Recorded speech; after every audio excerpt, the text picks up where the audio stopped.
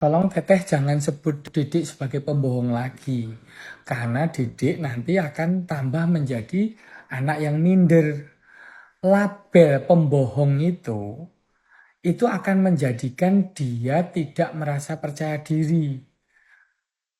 Merasa tidak dipercaya oleh orang tuanya, kakaknya, gurunya, atau oleh orang-orang yang di sekitarnya. Akhirnya dia akan tumbuh menjadi pendiam dan cenderung menyembunyikan sesuatu. Dan dia akan hidup dalam dunianya sendiri. Sebutan pembohong dan juga kebiasaan kita terlalu sering menanyain anak untuk mengetes kejujuran itu menyudutkan si Dedek, menyudutkan anak. Ketika itu terjadi, itu dia akan menjadi anak yang minder dan tumbuh kembangnya tentunya akan terganggu.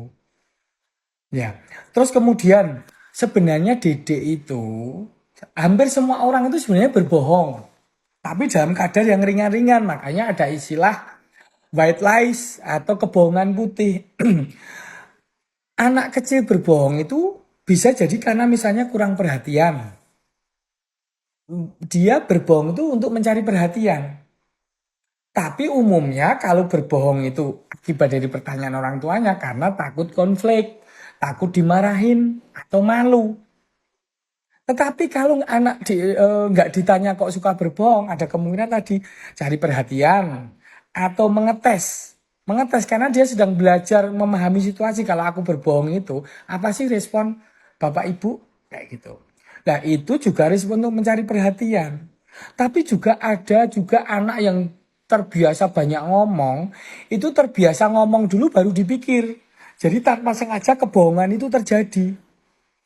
Ya, makanya itu kalau kita menjumpai anak berbohong, lebih baik diajak ngomong secara terbuka, halus dan lembut.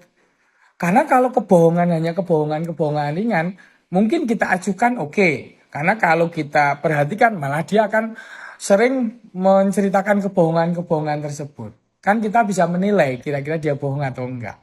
Tapi kalau kebohongan yang harus ditegur dan diajar ngomong secara terbuka tuh, kalau kebohongan tuh bisa berbahaya atau bisa merugikan orang lain.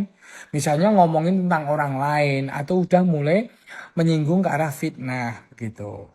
Itu diajak bicara secara terbuka bahwa ada konsekuensi dari kata-kata kita yang bohong. Tapi tentunya supaya anak itu kan role model anak itu terutama orang tua ya. Nah, jadi kita juga harus mengutamakan kejujuran dulu di dalam rumah. Makanya kalau orang tuanya bisa dipercaya ya anaknya juga akan lama-lama belajar untuk bicara yang jujur.